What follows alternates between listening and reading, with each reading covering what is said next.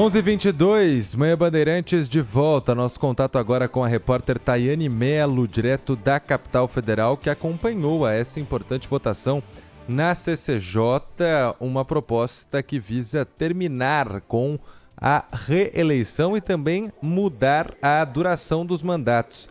Conta tudo pra gente, Tayane, bom dia. Olá, bom dia a vocês. Ótima quarta-feira, todo mundo que acompanha a nossa programação aqui na Rádio Bandeirantes. CCJ, então, aprovou essa proposta de emenda à Constituição que acaba com a reeleição para prefeitos, governadores e presidente da República.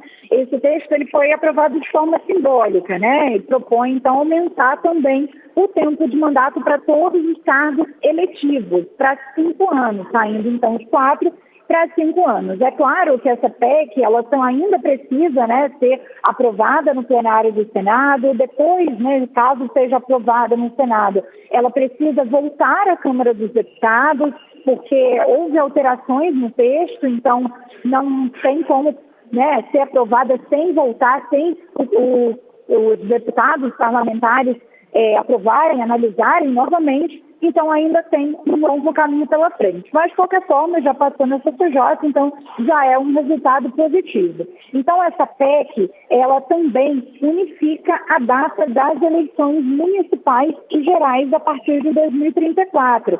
Então essa PEC, né, além disso, ela ampliando a duração dos cargos de todos os políticos, né, de mandatos de todos os cargos políticos disputados no país, salta, então, de 4 para 5 anos de mandato. Isso para vereadores, para deputados estaduais e federais, para prefeitos, governadores e também para o presidente da República.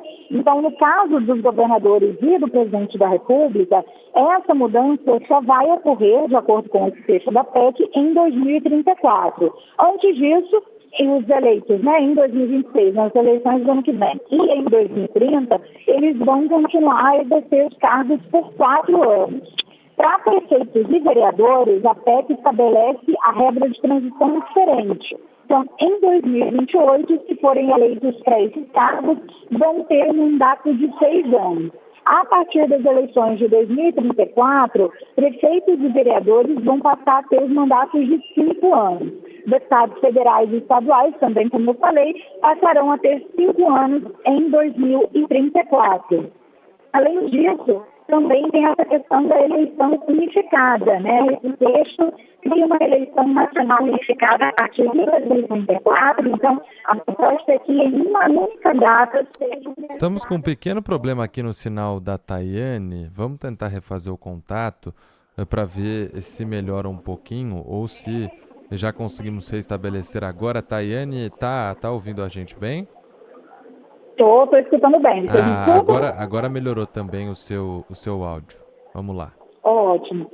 Então, eu falava sobre esse outro ponto da PEC, né, que propõe, então, uma eleição unificada para 2034. Então, em uma única data seriam realizadas eleições para prefeitos, vereadores, deputados, senadores, governadores e também para o presidente da República. Também em um intervalo único entre pleitos que passará a ser de 5 anos e vai ser contado simultaneamente para todos os cargos. A gente sabe que, hoje em dia, atualmente, as eleições municipais elas ocorrem em anos diferentes das eleições gerais. Tem aquele intervalo, né, de 2 anos entre uma eleição e outra, e para isso, para o relator da proposta, para o Marcelo Castro, essa mudança vai reduzir a justiça eleitoral com os pleitos. Então, agora a gente fica na expectativa também dessa tramitação lá no Congresso Nacional, PEC aprovada na CCJ, precisa ainda passar pelo plenário do Senado e também depois precisa passar pela Câmara dos Deputados, já que houve alteração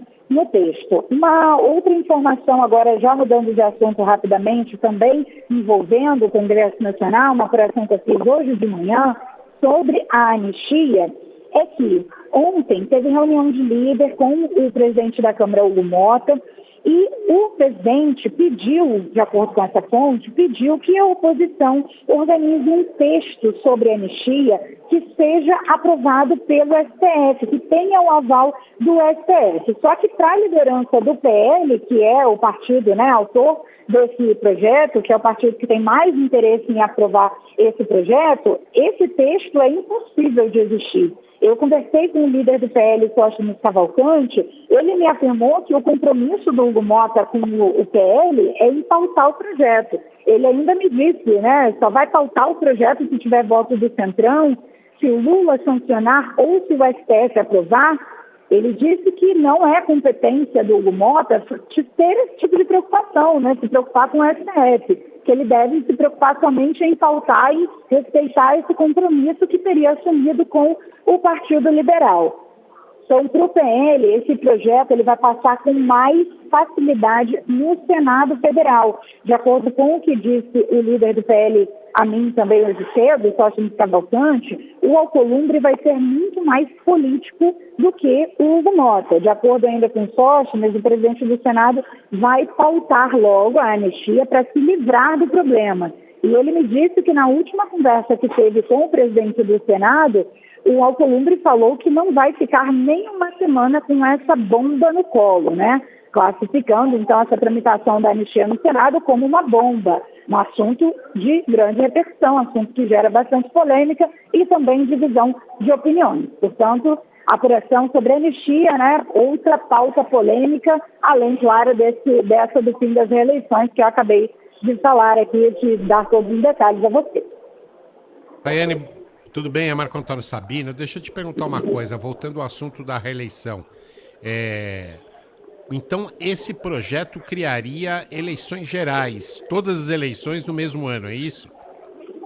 Isso mesmo. Eleições que ocorrem em anos diferentes, né? A gente tem um intervalo de 2 anos para as eleições municipais e eleições gerais. Então, o relator da proposta, o Marcelo Castro, ele diz que essas eleições em um ano só, né, eleições unificadas, iriam, então, reduzir gastos da Justiça Eleitoral com os pleitos. O Marcelo Castro afirmou que essa mobilização do aparato necessário à organização de cada eleição é uma operação dispendiosa que consome recursos públicos escassos num país em que necessidades prementes da população ainda não foram devidamente solucionadas, equacionadas.